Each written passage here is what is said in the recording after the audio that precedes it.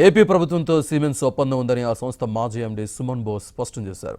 Skill డెవలప్మెంట్లో ఎలాంటి అవినీతి జరగలేదని సుమన్ బోస్ అన్నారు. స్కిల్ డెవలప్మెంట్ వ్యవహారంలో మనీ లాండరింగ్ జరగలేదన్నారు. ఒక ట్రైనింగ్ సెంటర్ను కూడా చూడకుండానే నిరాధారమైన ఆరోపణలు చేస్తున్నారని అన్నారు. 2021 వరకు 2.13 లక్షల మంది విద్యార్థులకు స్కిల్ డెవలప్మెంట్ ద్వారా లబ్ధి చేకూరిందని అన్నారు. స్కిల్ డెవలప్మెంట్ ప్రాజెక్టు అప్పటి సీఎం చంద్రబాబు విజన్కు నిదర్శనమని అన్నారు. When Andhra Pradesh, for example, got bifurcated in 2014-15, the brief to us was that this part of the state has been primarily an agricultural state. When you're an agricultural state, unlike the other part of the state, where IT had by then got established in a big way, it was a primarily agricultural state. Now, when you say industrial infrastructure, it is not about building roads and building corridors and building industrial lands. It's also about building the people who are going to work in that industry. You can't have an industrial infrastructure without people being ready in this state. And for an agricultural infrastructure state, this is an impossible task of impossibility. And that is what the vision of the state government was, which was told to us, based on which we did a market research, we found out the gaps, we aligned with the state government's industrial policy, and the entire scope of the project was decided. Based on the decision of the scope of the project, this project was designed to not just address the high end of the engineering skills, but also the mid-range and the low end of the skills.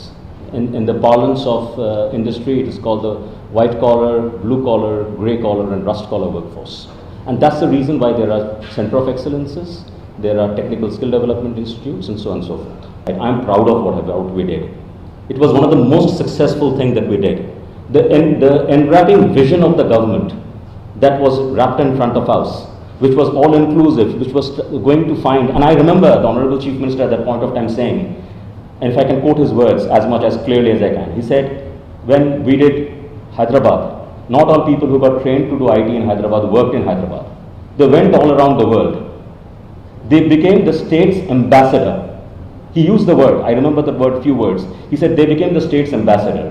We will want to do the same thing. The people who get trained over here may not all find job in the state of Andhra Pradesh, but they will become the state's ambassador wherever they go and work. And that will bring people, if people know that this is a place, this is like a mine out of which diamonds are come, or such employees can come out, they will come in and invest.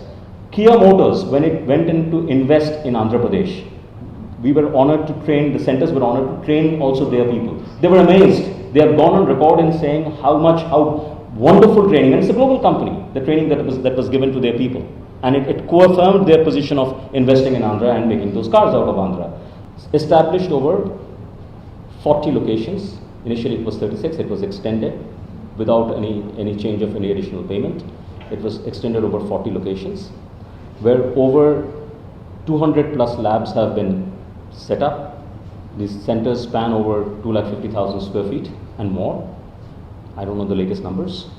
And till 2021, 213,000 students have been trained, certified, and all their details are available in the system. In 2021, so the contract was to build, operate, and transfer.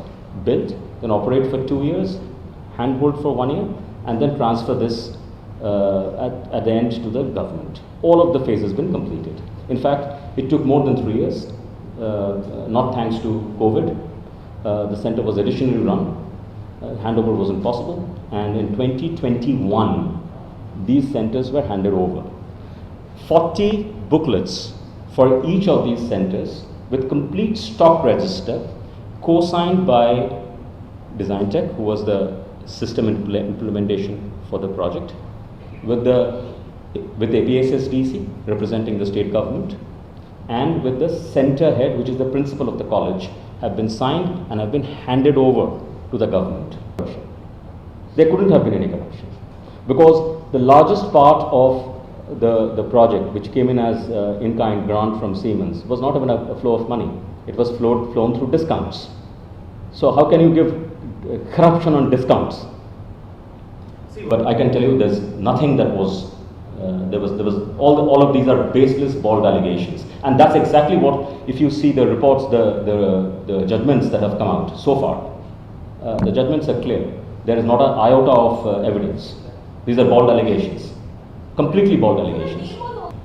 At the end of the successful implementation of this project had received letter of commendation from APSSDC saying, great job done.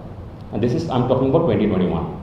On the same 2021, the others, and this is, the letter of commendation has come from the managing director of APSSDC, not some officer.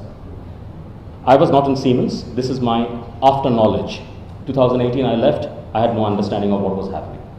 On the same 2021, there's another side of APSSDC, which, for reasons unknown, and I would be very curious to know what was the internal trigger that while the managing director is giving a letter of commendation based on successful handover and successful completion of this project, would somebody want to come and do an investigation which never ever did a single visit of any of these centers and did any single verification of this project and said this project is bogus, based on which an FIR was launched and rest is history. You all know what has happened. I think the best place for this conjecture to get discussed and found out is in the courts. They have failed to produce a single evidence of this matter in the courts in the last 2.5 years. Statements are very easy to make. Truth is truth. If anybody believes, and if I would find my organization coming in front and saying that this has been done, I would like to challenge them. I would like to, but I'm sure Siemens wouldn't say this. I'm pretty sure they haven't done.